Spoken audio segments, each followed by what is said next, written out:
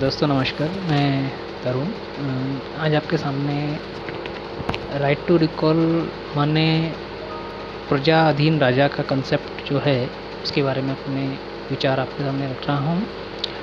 वैसे ये विचार मेरे ना होकर एक काफ़ी बड़े समूह के हैं जो ये विश्वास करता है कि जो लोग जिम्मेदारी वाले पदों पर बैठे हैं और काम कर रहे हैं, लेकिन अगर वो अपने काम में लापरवाही बरतते हैं, काम नहीं करते हैं, जनता को परेशान करते हैं, तो they must not be there. उन लोगों को वहाँ से हटा देना चाहिए और उनके स्थान पर योग्य या काम करने वाले लोगों को बैठाना चाहिए ताकि काम सुचारू रूप से चलता रहे, लोगों का भला होता रहे और एक जो सिस्टम है हमारा लोकतंत्र, उसका जनता को भली प्रकार से फ़ायदा मिलता रहे।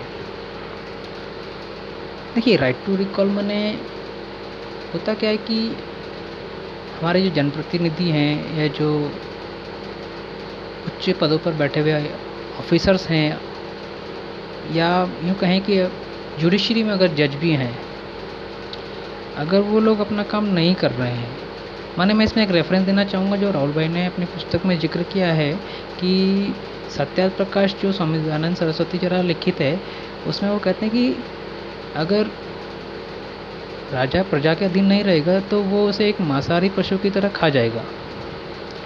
It is not directly S कहें कि आदमी को मार के खाना है, नहीं, वो बात नहीं है।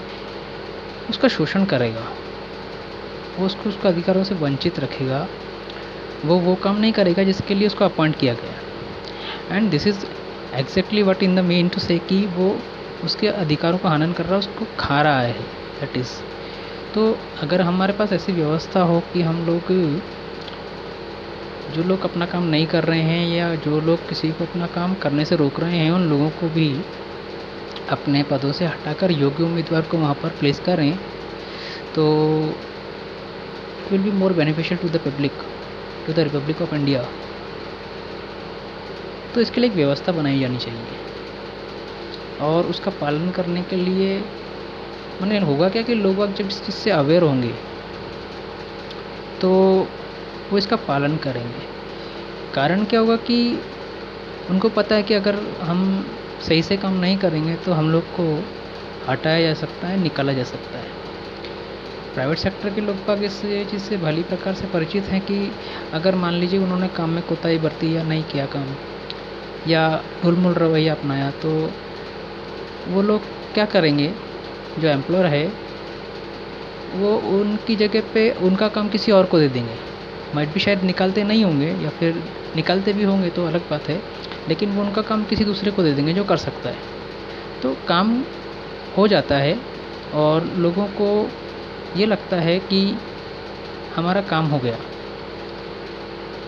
अभी हम लोग राइट टू रिकॉल के परिप्रेक्ष्य में अगर बात करें तो मैं आपको इसके डेफिनेशन में छोटा सा एक 2 लाइन से अवगत कराना चाहूँगा कि यह प्रणाली वो सिस्टम है जिसके द्वारा नागरिक किसी अधिकारी, जज, मंत्री को किसी भी समय निकाल सकता है, किसी भी उच्च अधिकारी के पास गए बिना, केवल बहुमत साबित करने के द्वारा।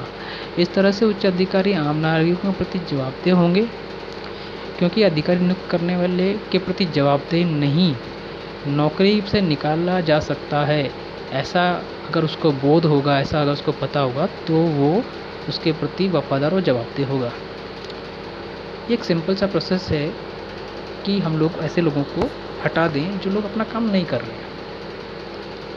देखिए, होता क्या है कि हम लोग व्यक्तियों को चुनकर एक कॉन्स्टिट्यूशनल सिस्टम में बैठाते हैं, वो लोग अपना काम करें, जनता को फ़ायदा पहुँचाए, लेकिन होता क्या है कि वो लोग वहाँ जाकर निरंकुश हो जाते हैं और अपना काम सही से नहीं करते हैं।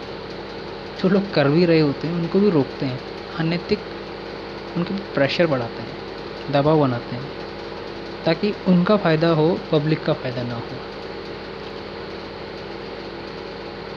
इसमें एक कानून बनाया जाइए कि जनप्रतिनिधियों की अवधि समाप्त होने से पहले, if they are not working good और अकॉर्डिंग टू द सिचुएशन, अगर उन लोगों को उनकी अवधि समाप्त होने से पूर्व ही हटाने का अधिकार हो जाए, तो that will be called a recall process और रिकॉल। देखिए, आधुनिक भारत के परिप्रेक्ष्य में हम बात करें तो भारत में एम.एन. रॉय ने 1946 में एक पुस्तक लिखी थी जिसका नाम था द कानून ड्राफ्ट कॉन्स्टिट्यूशन ऑफ इंडिया। इसमें प्रजाधीन राजा का जिक्र था, लेकिन लोगों ने इस चीज़ को ध्यान नहीं दिया, क्योंकि इसमें जो डायरेक्ट पावर है, जो शक्ति है, वो प्रजा को मिलने वाली है। माने जो ये लोग इतना सब कुछ करके संसद में, विधानसभा में, पंचायत समिति में जा रहे हैं, तो इन लोग को जवाबदेह होना पड़ेगा। और ऐसा कोई क्यों चाहेगा कि मैं किसी के प्रति जवाब दूँ? दे वांट टू बी निरंकुश, दे वांट टू बी, मतलब वो लोग तो कहने की पॉलिटिकल लाइफ एंजॉय करने के लिए आते हैं, लेकिन उसमें जनता का कोई फ़ायदा नहीं है। मेरे विचार से, या हम लोगों के जो एक समूह है, उन लोगों के विचार से क्या होना चाहिए कि ऐसा कानून अस्तित्व में आना चाहिए, लोगों को इसकी जानकारी होनी चाहिए, लोगों से ही सुझाव मांगे जाने चाहिए कि ऐसा क्या कर सकते हैं जिससे कि हम लोग ऐसे भ्रष्ट लोगों को निकाल सकें और उनकी जगह सही लोगों को लेकर आ सकें। अगर ऐसा कर सकते हैं तो हम लोग को आगे आना चाहिए, इसके लिए आवाज़ उठानी चाहिए। जो भी व्यक्ति जहाँ पर भी इस चीज़ का समर्थन करता है, कुछ सुझाव देना चाहता है, तो मैं उन लोगों से आग्रह करता हूँ कि वो लोग इस मुहिम में शामिल हों। और मैंने बहुत सारे लोगों को सुना है कि कहते हुए कि right to recall is against the constitution. बहुत सारे लोग कहते हैं, इवन कुछ लोग ऐसे हैं जो बहुत ज़्यादा पॉपुलर हैं और वो लोग भी कहते हैं। तो मैं उनके लिए एक चीज़ कहना चाहूँगा कि हमने अपने संविधान में लिखा है कि हम नागरिकों ने संविधान में ही लिखा है कि हम नागरिक ही निर्णय लेंगे कि क्या संवैधानिक है और क्या नहीं। और इसलिए मेरा लिखा हुआ जो प्रारूप है, या हम लोगों का लिखा हुआ जो प्रारूप है, जो ड्राफ्ट है, ये सुप्रीम कोर्ट नहीं निर्धारित करेगा कि इट इज़ कॉन्स्टिट्यूशनल। हम लोग निर्धारित करेंगे कि ये संवैधानिक होना चाहिए या नहीं होना चाहिए, क्योंकि अल्टीमेटली ये कानून हमारे लिए है, ये हम लोगों को पे इफेक्ट करेगा। तो हम लोग को इसकी जानकारी लेनी है, इसके बारे में जितना हो सके उतनी बात करनी है, इस कानून को गजट में छपवाना है, ऐसा प्रयास करना है। पूर्व में भी कई लोगों ने इसका सिर्फ झुंझुना रूप में इस्तेमाल करके जनता को बेवकूफ़ बनाया है, लिटरली आई एम सेइंग कि बेवकूफ़ बनाया है। 1950 से ये काम चल रहा था। कुछ लोग तो सिर्फ इसी के दम पे जीत के आए हुए थे। 5 लाख लोगों को इकट्ठा करके, स्टूडेंट्स को इकट्ठा करके संसद घेरने की भी तैयारी थी, बट वो हवा हो गए, उन लोगों को आगे बढ़ने नहीं दिया गया। इवन जो पावरफुल पॉलिटिशियंस रहे हैं हमारे देश के, जो सत्ता में भी आए, वो लोग भी इसके नाम पर चुनाव जीत कर आए, लेकिन उन लोगों ने इसका कुछ किया नहीं। अभी समय आ गया है कि हम लोग को इसके लिए आवाज़ उठानी है, और एक्चुअल में जो सेवक है उसको सेवक के रूप में ही ट्रीट करवाना है। Is not to be our boss, our मालिक। और इस चीज़ का उसको बोध होना चाहिए कि वो वहाँ पर सेवा करने के लिए बैठा है, ना कि हम पर राज करने के लिए बैठा है। मैं आपको इस जो पुस्तक है, इसका पुस्तक का रूप दिया गया है श्री राहुल जी भाई द्वारा, तो इसका मैं लिंक डिस्क्रिप्शन में दे रहा हूँ, और आप इसको डाउनलोड करके पढ़ सकते हैं, अपने विचारों को उद्गत कर सकते हैं। इसमें क्या एडिशन होना चाहिए या किस तरीके से इसको आगे और अच्छा बनाया जा सकता है, इसके लिए आपके सुझाव आमंत्रित हैं।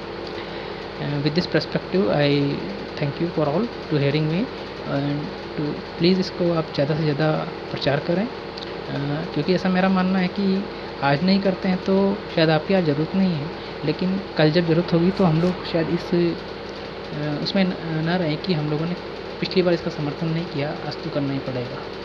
हर चीज़ की जब ज़रूरत होती है तभी लोग उसका समर्थन करते हैं, और इससे भी बढ़िया यह है कि आप समय से पहले ही उसके साथ हो जाएं और उसको अपने जीवन में आत्मसात कर लें, तो वो आपको बहुत ईजी रहेगा, बहुत अच्छा रहेगा। Thank you.